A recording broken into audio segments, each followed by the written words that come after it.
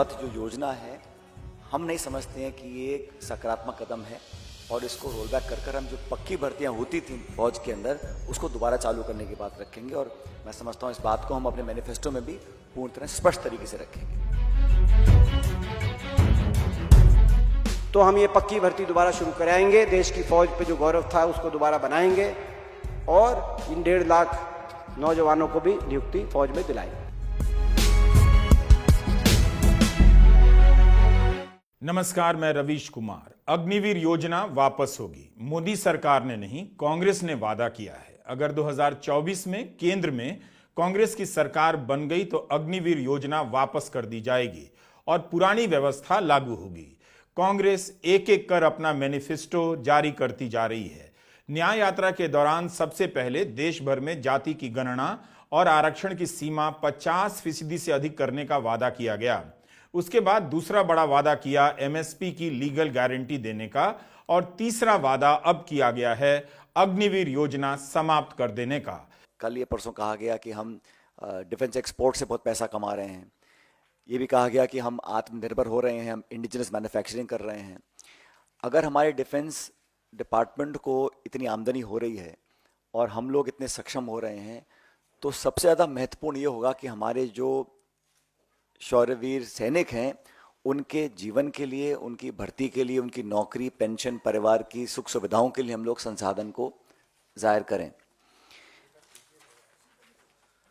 ये अग्निवीर जो बनने जा रहे हैं इसका विरोध करने के लिए कांग्रेस पार्टी ने जब भी ये योजना लॉन्च हुई उसी समय से हम लोगों ने विरोध किया था, क्योंकि हमें लगा कि ये 4 साल की नौकरी देने के बाद सिर्फ 25% लोगों को स्थायी रूप से फौज में भर्ती किया जाएगा और बाकी 75% लोगों को रिलीज कर दिया जाएगा। अभी कहा जा रहा था कि 10% की पैरामिलिट्री जो है आर्म्ड फोर्सेस सीएपीएफ हैं उसमें उनके लिए आरक्षण दिया गया है, लेकिन जो एक्स सर्विसेजमैन के लिए जो ऑलरेडी रिजर्वेशन है उसमें सिर्फ 2.49% सरकारी पद भरे गए हैं। जो पूर्व सैनिकों के लिए पद आरक्षित हैं अब तक उसमें सिर्फ 2.49% पद भरे गए हैं। फिर कहा गया कि अलग अलग स्टेट गवर्नमेंट्स अनाउंस करेंगी कि जो 75% अग्निवीरों को हम छोड़ देंगे वो कहाँ अब्जॉर्ब होंगे। एक आध राज्य ने किया है, बाकी राज्यों ने किया नहीं। बेसिकली जो लोग 4 साल की नौकरी के बाद एक कम उम्र में रिटायर हो जाएंगे उनके भविष्य का कुछ पता नहीं, उनको पेंशन भी नहीं मिलेगी, उनको ग्रेच्युटी जो 11 लाख रुपए की दी जा रही है उसका भी जो आधा पैसा है उनकी तनख्वाह से कट रहा है। तो कहीं ना कहीं ये कॉस्ट कटिंग के चक्कर में हम लोग अपनी सेना की भर्ती की जो प्रक्रिया है उससे खिलवाड़ कर रहे हैं। पहली पदयात्रा और इस बार की न्याय यात्रा में राहुल गांधी लगातार अग्निवीर योजना का विरोध कर रहे हैं। इस योजना के विरोध के बाद भी राहुल गांधी को कई राज्यों में युवाओं का साथ नहीं मिला, या मिला भी तो कांग्रेस को इसके सहारे सत्ता नहीं मिली। 3 बड़े राज्यों में कांग्रेस हार गई। हार के बाद भी कांग्रेस ने इस मुद्दे को नहीं छोड़ा है। 4 साल में किया तो आपको मालूम है कि अब हिंदुस्तान में 2 तरीके के शहीद होंगे। एक सेना वाला जब शहीद होगा उसे शहीद का दर्जा दिया जाएगा, और दूसरा जो अग्निवीर होगा जब वो शहीद होगा उसको शहीद का दर्जा नहीं दिया जाएगा, उसकी लाश को परी कर दिया जाएगा और उसको भूल दिया जाएगा। अग्निवीर योजना में जो शहीद होगा उसको ना पेंशन मिलेगी, परिवार को ना पेंशन मिलेगी, ना मदद मिलेगी, कुछ नहीं।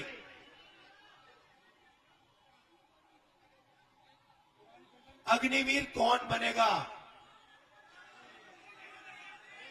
मैं आपको बताता हूं।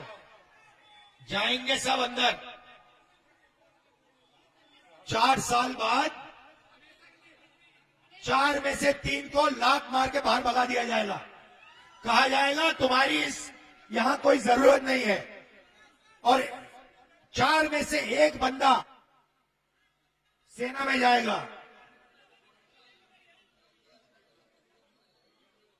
जो पैसा अग्निवीरों को मिलना चाहिए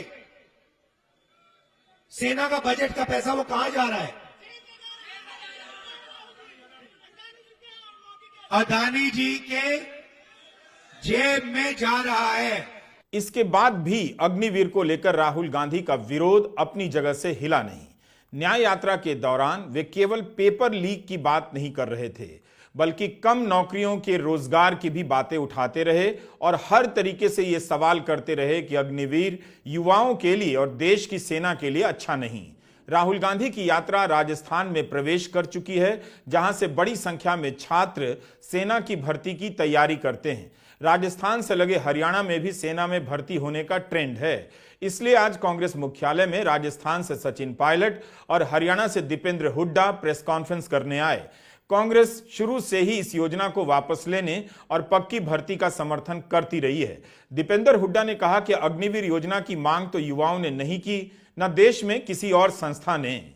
उन्होंने यह भी कहा कि जब से अग्निवीर योजना शुरू हुई है, हरियाणा में भर्तियां कम हो गई हैं। और बहुत से ऐसे प्रदेश जैसे हरियाणा प्रदेश, हमारे प्रदेश में नौजवानों के दिलों में जज्बा, देशभक्ति का जज्बा, देश के लिए सर्वोच्च निछावर करने का जज्बा, सुबह उठ के कड़ी परिश्रम, मेहनत, प्रैक्टिस, दंड बैठक, रेस अपने गांव में, अपने शहर कस्बे में जो नौजवान लगाता था कि देश के तिरंगे में लिपट के अगर मेरा शरीर कभी शहीद होके अगर वापस आए तो वो मेरे लिए गौरव का विषय होगा। उस देश में, उस प्रदेश हरियाणा जैसे प्रदेश में जहां हर साल आजादी के बाद से 2019 तक 5,500 की हमारी पक्की भर्ती होती थी, आज वो पिछले वर्ष केवल 964 अग्निवीर लिए गए, जिसमें से 722 वापस आ जाएंगे, केवल 210 के करीब पक्के किए जाएंगे। कहां 5,500 की पक्की भर्ती हरियाणा जैसे प्रदेश में, और कहां केवल 210 की पक्की भर्ती प्रति वर्ष। ये कितना, मैं समझता हूं कि जहां हमारा नौजवान देश की सीमाओं पे जाकर अपनी जान हथेली पे रख के देश का सुरक्षा करता था, आज वो डंकी के रास्ते दूसरे देशों की सीमाओं पे गैर कानूनी इलीगल इमिग्रेशन के माध्यम से उन सीमाओं के अंदर जाकर वहां पे मजदूरी करने के लिए मजबूर हो रहा है। देश में सबसे ज्यादा बेरोजगारी हो गई हरियाणा में, कहीं अपराध की बात आ रही है, तो स्थिति है। तो आज नौजवान की रुचि कम हुई, कोचिंग सेंटर बंद हो गए। हरियाणा, राजस्थान, उत्तराखंड, हिमाचल जैसे प्रदेशों में कोचिंग सेंटर जो फौज के होते थे, बड़े बड़े कोचिंग सेंटर बंद हो गए। तो रुचि कम हुई नौजवान की, उसके लिए कौन जिम्मेदार है? तो इस तरह अग्निवीर योजना की वापसी के ऐलान के लिए कांग्रेस ने अपने 2 बड़े नेताओं को प्रेस कॉन्फ्रेंस में भेजा, मगर सचिन पायलट और दीपेंद्र हुड्डा को यह भी पता करना चाहिए कि उनकी इस प्रेस कॉन्फ्रेंस को कितने चैनलों पर लाइव दिखाया गया। अगर दोनों नेताओं ने कांग्रेस छोड़ने को लेकर आज प्रेस कॉन्फ्रेंस की होती तो सारे चैनलों पर उनकी प्रेस कॉन्फ्रेंस लाइव चल रही होती। इन दोनों पर घंटों बहस होती और सभी बहस में दोनों कांग्रेस के बहुत बड़े नेता बताए जाते। दोनों अपने अपने क्षेत्र में प्रभावशाली नेता तो हैं, मगर जब वे एक जरूरी मुद्दे पर प्रेस कॉन्फ्रेंस करते हैं तो क्या यही गोदी मीडिया उनकी प्रेस कॉन्फ्रेंस दिखाने के लिए उन्हें नेता भी समझता है? दिसंबर के मध्य में खबर आती है कि पूर्व सेनाध्यक्ष MM नरवणे की किताब 4 स्टार्स ऑफ डेस्टिनी में अग्निवीर को लेकर कई राज खोल दिए गए हैं। उसमें उन्होंने लिखा था कि सेना नहीं चाहती थी कि 4 साल के बाद अग्निवीर हटा दिए जाएं, बल्कि नरवणे लिखते हैं कि सेना का तो सुझाव था कि 4 साल के बाद 75% अग्निवीर सेना में रख लिए जाएं, मगर इसे बदल दिया गया। 4 साल के बाद केवल 25% अग्निवीर ही सेना में रखे जाएं, यह फैसला हो गया। जैसे ही यह राज बाहर आया कि यह योजना कहीं और से थोपी गई थी, सेना को पता नहीं था, इस किताब के प्रकाशन पर रोक लग गई। दिसंबर के आखिरी सप्ताह में खबर आती है कि पूर्व सेनाध्यक्ष को अपनी किताब छापने से पहले सरकार की अनुमति लेनी होगी। उस समय इस किताब की प्री बुकिंग चालू हो गई थी। तारीख का ऐलान हो गया था कि 15 जनवरी को इसका लोकार्पण होगा, मगर अब तो पुस्तक मेला भी आकर जा चुका है। इस किताब का कहीं अता पता नहीं।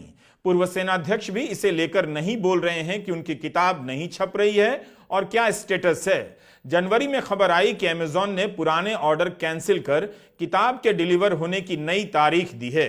अब यह किताब 30 अप्रैल को डिलीवर होगी। वायर ने रिपोर्ट छापी थी कि किताब रक्षा मंत्रालय और विदेश मंत्रालय से मंजूरी का इंतजार कर रही है। पूर्व सेनाध्यक्ष की किताब को कब मंजूरी मिलेगी किसी को पता नहीं। दीपेंद्र हुड्डा ने सवाल किया है कि इस योजना को लाने का आइडिया किसका था। ना किसी राजनीतिक दल ने यह मांग करी। मैं सवाल पूछना चाहता हूं, ना घोषणा पत्र में था किसी राजनीतिक दल के, ना इतने वर्षों में मांग आई कि देश की फौज की चयन प्रक्रिया बदली जाए। जिस फौज पे हमें गर्व था, जिस फौज ने बार बार दुश्मन को का शीश झुकाने का काम किया था, हमेशा हमारे झंडे तिरंगे को ऊंचा रखने का काम किया था, उसकी भर्ती प्रक्रिया बदली जाए। हम सरकार से पूछना चाहते हैं, ये ऐसा फैसला आपने क्यों लिया और इस फैसले के अब दुष्परिणाम देश के सामने आने लगे। पहला दुष्परिणाम, जैसा कि हमने आपत्ति इस पे करी कि 4 साल के बाद बिना पेंशन घर वापस आ जाएगा, तो कहां जाएगा। जिस पर कैलाश विजयवर्गीय जी का बयान आया कि ऐसे नौजवानों को भाजपा कार्यालय के द्वार पे चौकीदार की हम नौकरी देंगे। मैं बता देना चाहता हूं भारतीय जनता पार्टी वालों को, ये देशभक्ति का भाव, आप देश की फौज पे राजनीति करना चाहते हैं, लेकिन देश की फौज में जो नौजवान जाता है जिस देशभक्ति के भाव से, वह आपके कार्यालय के बाहर 4 साल के बाद आकर चौकीदार के भाव बनने के भाव से नहीं वो जाता, वो देश के लिए सर्वोच्च निछावर करने की बात का अपने मन में सोच के जाता है। अब सवाल उठता है कि क्या सेना की भर्ती के लिए तैयारी करने वाले देश भर के लाखों छात्र सिर्फ एक घोषणा से मोदी के प्रति अपनी निष्ठा बदल लेंगे। अगर इसका जरा भी डर होगा तो बीजेपी भी तुरंत वादा कर देगी कि वह अग्निवीर वापस ले लेगी। लेकिन हिमाचल चुनाव में हार के बाद भी बीजेपी ने ऐसा नहीं किया। जून 2022 में इस योजना की मंजूरी के बाद से जितने भी चुनाव गुजरे हैं, बीजेपी इसे लेकर जरा भी परेशान नजर नहीं आई। चुनावी नतीजे भी उसी के पक्ष में ज्यादातर राज्यों में गए हैं। यह सारी बातें ठीक हैं कि युवा सेना की भर्ती के लिए दिन रात तैयारी करते हैं, चाहते हैं कि सुरक्षित और पक्की नौकरी मिले, पेंशन हो और शहीद होने पर सम्मान मिले। लेकिन इसके बाद भी यह समझ लेना कि वे इसी आधार पर वोट देने जाएंगे, कांग्रेस को थोड़ी जल्दबाजी होगी। एक ऐसे समय में जब प्रधानमंत्री मोदी विरासत के नाम पर केवल मंदिरों के दर्शन कर रहे हैं, उनके आसपास विकास को विरासत के विकास का नाम दे रहे हैं, हर समय एक अवतार की मुद्रा में दिखाए जा रहे हैं। अगर युवाओं के इन मुद्दों का असर उन पर होता तो वे युवाओं के बीच जाते, मंदिरों में कम जाते। उनकी गतिविधियों को देखकर लगता है कि वे मंदिरों के जरिए युवाओं से लेकर जनता के दिलों तक पहुंच रहे हैं। क्या राहुल गांधी नौकरी और भर्ती के सवाल उठाकर जनता के दिलों तक पहुंच पाएंगे, खासकर युवाओं के? हम ये बात इसलिए भी कर रहे हैं क्योंकि राहुल गांधी ने इस मुद्दे को लगातार उठाया है। उनके YouTube चैनल पर भी इससे संबंधित युवाओं से बातचीत के कई वीडियो हैं।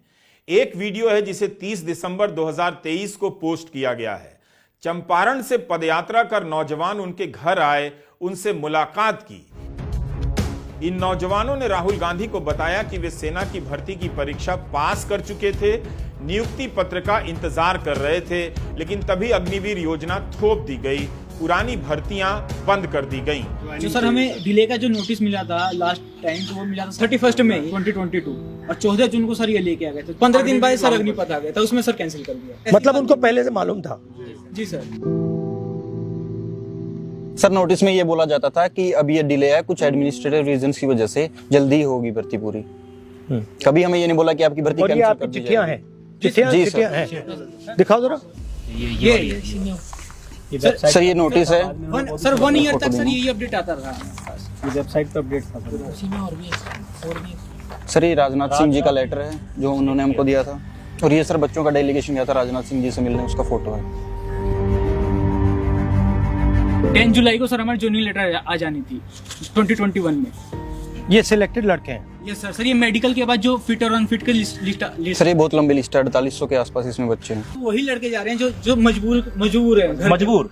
जिसको ये है कि थोड़ा बहुत पैसा जो मिलेगा उससे हमारे घर की थोड़ी हालत सुधर जाएगी। मैंने 12th पास किया और उसके बाद से ही ये प्रोसीजर चालू किया, और अब आके लास्ट में यही था ऑप्शन, यही बचा था, अब ये भी टूट गया।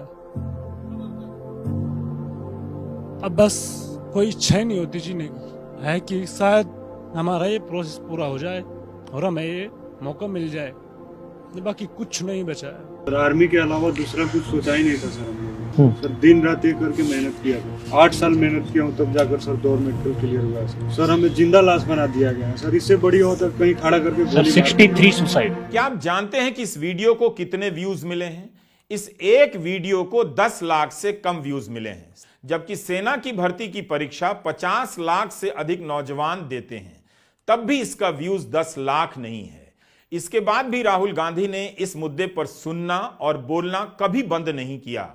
असम में भी उन्होंने भारत जोड़ो न्याय यात्रा के दौरान अग्निवीर को लेकर युवाओं से बात की, युवाओं ने उनसे मुलाकात की। इस वीडियो को राहुल गांधी ने अपने चैनल पर 24 जनवरी के दिन पोस्ट किया है। इसका थंबनेल है अग्निवीर का अन्याय, पेंडिंग भर्ती, पेंडिंग न्याय। क्या आप जानते हैं कि इस वीडियो को कितने व्यूज मिले हैं? 75,000 से भी कम व्यूज मिले हैं, जबकि किसी भी भर्ती में युवाओं के शामिल होने की संख्या 10 लाख से ही शुरू होती है, लेकिन तब भी उनके ही मुद्दे पर राहुल गांधी के वीडियो को कितने कम व्यूज मिले हैं। हम अग्निवीर और उस पर राहुल गांधी के वीडियोस पर मिले व्यूज की बात क्यों कर रहे हैं? अगर यह मुद्दा युवाओं का सबसे बड़ा मुद्दा होता तो क्या इस वीडियो को ज्यादा नहीं देखा जाना चाहिए था? मीडिया में तो राहुल गांधी की ऐसी बातचीत टीवी चैनलों पर यूं ही नहीं दिखाई जाती, ना अखबारों में छपती है, लेकिन जो युवा पीड़ित हैं क्या वे भी नहीं देखते? जो इंटरनेट पर लंबा समय बिता रहे हैं, जिनके बारे में राहुल गांधी अपनी सभाओं में कह रहे हैं कि आप 7 घंटा 8 घंटा मोबाइल फोन पर बिताते हैं, इसका मतलब है आप देश की जरूरी मुद्दों से, सवालों से दूर हो रहे हैं। इसके बाद भी क्या युवाओं को उनके अपने ही मुद्दों में दिलचस्पी नहीं है? यह तीसरा वीडियो भी हमें राहुल गांधी के चैनल पर मिला है। इसे 31 जनवरी को पोस्ट किया गया। इस वीडियो को 2.5 लाख व्यूज मिले हैं। इसमें भी राहुल गांधी युवाओं के साथ अग्निवीर को लेकर बात कर रहे हैं। सवाल यह है कि जो नेता जनता के इस सबसे बड़े मुद्दे पर लगातार बात कर रहा है, क्या जनता उसे सुन भी रही है? खासकर वो जनता जो इससे सीधे तौर पर प्रभावित है। हमारे कहने का कहीं से यह मतलब नहीं कि राहुल गांधी को यह मुद्दा नहीं उठाना चाहिए, बल्कि यह बताना है कि इस मुद्दे के बाद भी उन्हें हार मिल रही है। युवाओं ने उन्हें हाथों हाथ नहीं लिया, लेकिन इसके बाद भी राहुल गांधी ने यह मुद्दा नहीं छोड़ा। राजनीति में लगातार हारते रहने के बाद भी अपनी सोच, अपने मुद्दों में यकीन बनाए रखना बहुत बड़ी बात होती है, जोखिम की बात होती है।